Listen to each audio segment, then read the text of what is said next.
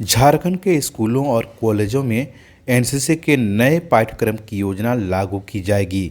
इसके लिए राज्य सरकार की सहमति प्राप्त हो चुकी है।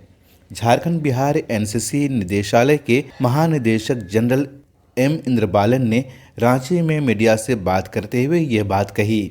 मेजर जनरल इंद्रबालन ने बताया कि अब तक एनसीसी द्वारा कैडेट के ट्रेनिंग में कई तरह के बदलाव किए गए हैं, जिसमें नई एजुकेशन पॉलिसी के अनुरूप यूनिवर्सिटी में विषय के तौर पर एनसीसी को लागू किया जाना एक अनूठा कदम है। अभी जो एनसीसी है वो एक एक्स्ट्रा करिकुलर एक्टिविटी के रूप में स्कूल कॉलेजेस में उसकी ट्रेनिंग होती है और कैडेट्स जो इसमें पार्टिसिपेट करते हैं उनको इंसेंटिव जो है वो दो तौर से मिलता है।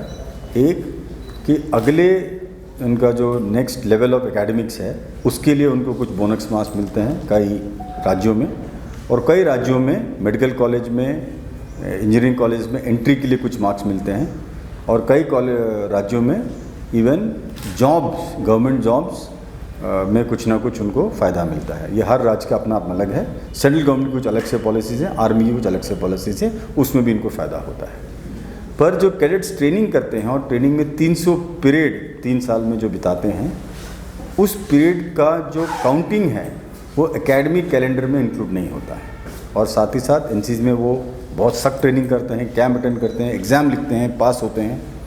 उसका जो क्रेडिट है मार्क्स का वो इस प्रेजेंट सिस्टम में उनके एकेडमिक परफॉर्मेंस में नहीं दिखाते। तो इस वजह से हमने देखा है पिछले कई सालों से एनसीसी में जो कैडेट्स का इंटरेस्ट है, खासकर वो कैडेट्स जो एकेडमिक परफॉर्मेंस में दिलचस्पी लेते हैं, जिनके लिए एकेडमिक ज़्यादा इंपॉर्टेंट है, और हाई परफॉर्मेंस स्कूल्स हैं, कॉलेजेस हैं, उनमें एनसीसी का जो लगाव है उनके लिए वो थोड़ा कमज़ोर हो रहा है।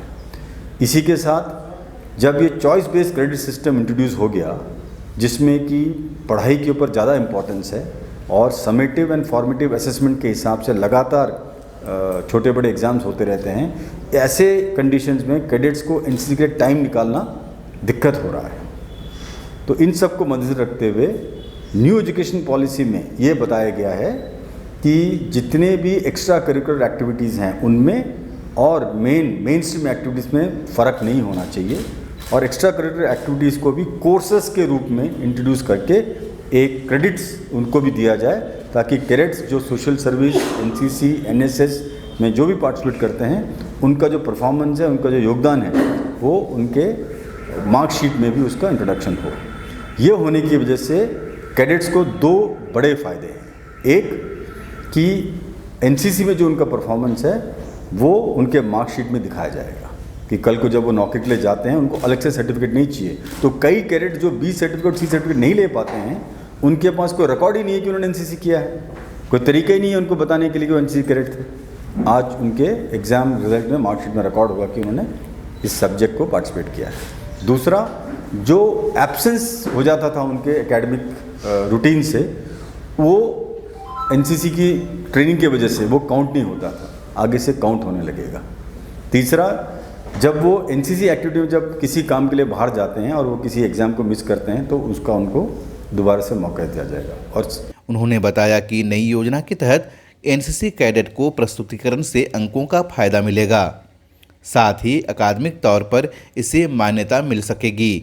अब तक अतिरिक्त गतिविधि के तौर पर एनसीसी का प्रशिक्षण होता था और राज्य की नीतियों के अनुसार ही कैडेट को लाभ मिल पाता था। मेजर जनरल इंद्रबालन ने कहा कि ऐसे कॉलेजों और स्कूलों को भी चिन्हित किया जाएगा जो एनसीसी प्रशिक्षण की मान्यता ले चुके हैं लेकिन वो प्रशिक्षण का कार्य नहीं कर रहे हैं।